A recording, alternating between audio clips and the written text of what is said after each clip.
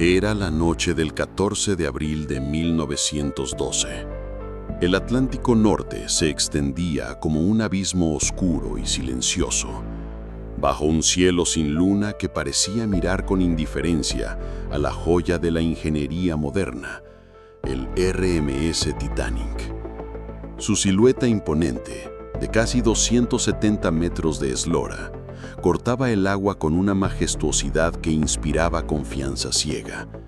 Era el símbolo del progreso, del lujo y de una fe inquebrantable en la infalibilidad humana. A bordo, más de 2.200 almas disfrutaban del viaje inaugural del buque más grande y lujoso jamás construido. Había camarotes que rivalizaban con suites de los mejores hoteles, comedores adornados con madera tallada y lámparas de cristal que lanzaban destellos cálidos sobre las mesas de manteles impecables. Los pasillos resonaban con pasos, risas y conversaciones en varios idiomas. Era un microcosmos de la alta sociedad, mezclado con familias humildes que soñaban con un nuevo comienzo en América. Pero fuera de esas paredes, en la vasta oscuridad, flotaban gigantes dormidos, icebergs que viajaban a la deriva, desgajados de glaciares milenarios. Esa noche, la temperatura del aire rondaba el punto de congelación. El mar estaba extrañamente calmo, como si aguardara algo.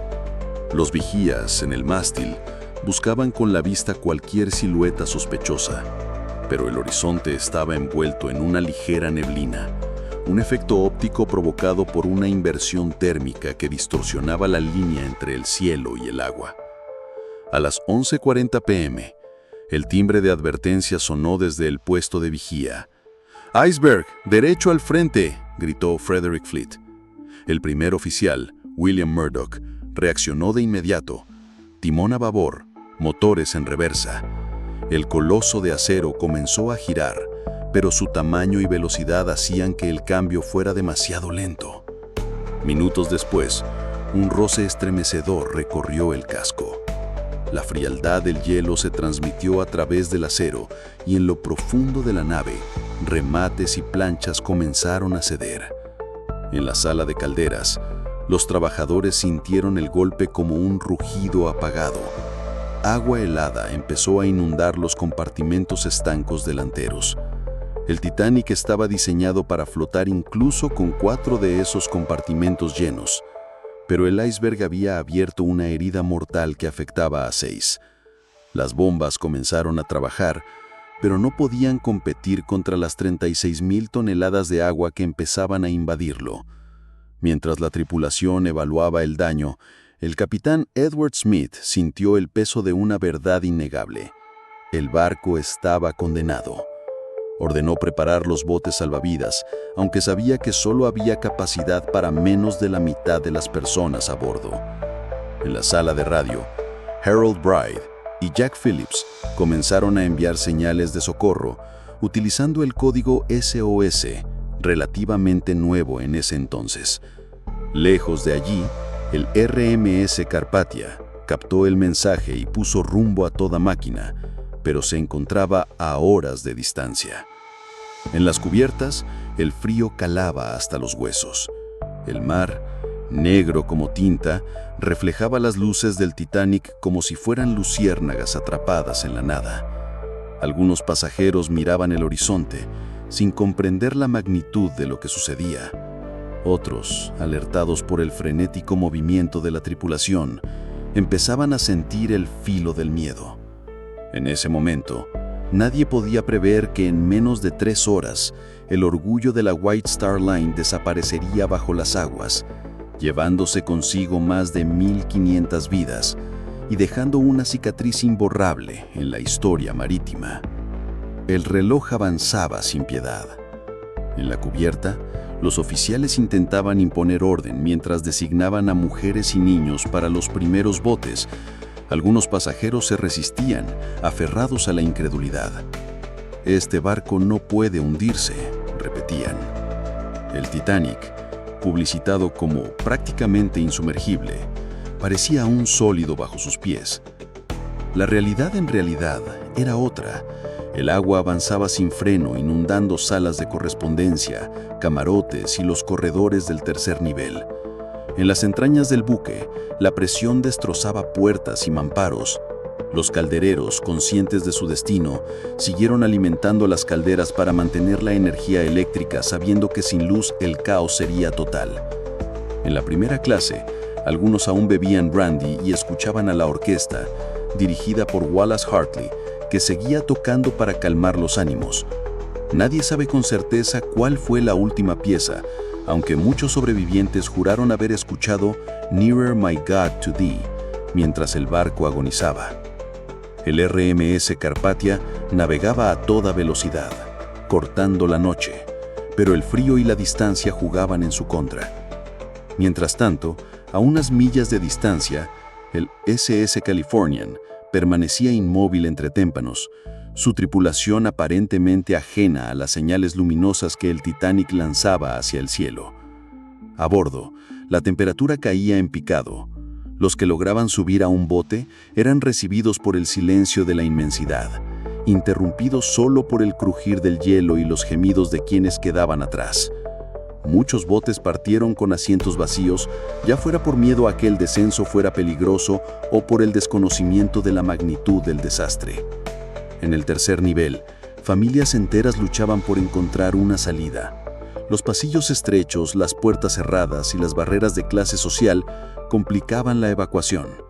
Algunos pasajeros intentaron forzar su camino hacia las cubiertas superiores, chocando con oficiales que intentaban contener la marea humana. El capitán Smith, con rostro pétreo, comprendió que su destino estaba sellado. Su última aparición la muestra en el puente, observando las estrellas mientras el mar reclamaba el barco. En sus últimos momentos, el Titanic se inclinó.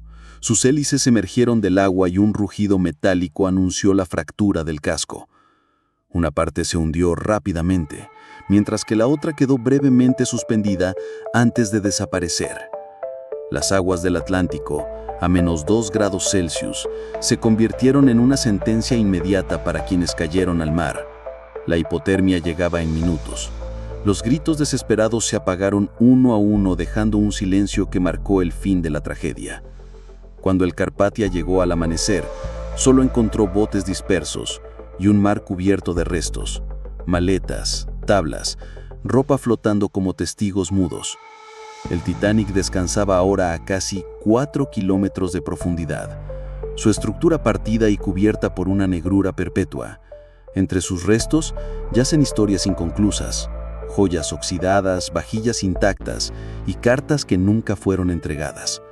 Durante más de 70 décadas, permaneció oculto hasta que en 1985 Robert Ballard y su equipo revelaron al mundo su tumba acuática.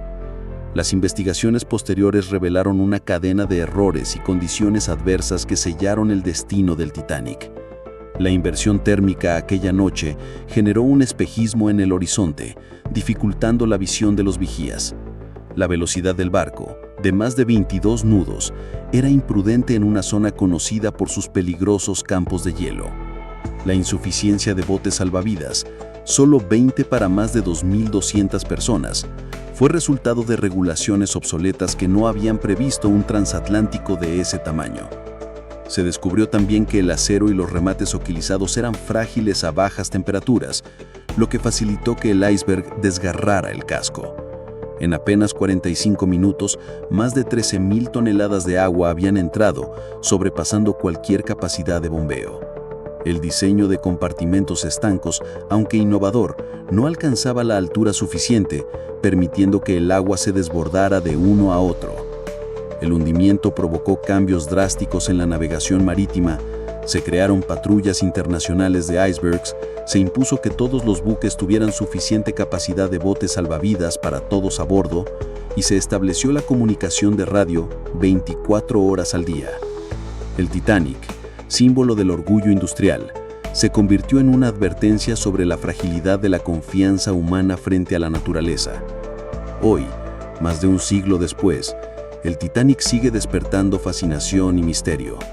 Su casco descansa dividido, rodeado por un campo de escombros que se extiende por más de 1.500 metros, Objetos personales como zapatos, tazas y relojes detenidos a la hora del impacto permanecen como cápsulas del tiempo. Cada expedición al pecio trae consigo nuevas revelaciones y al mismo tiempo más preguntas.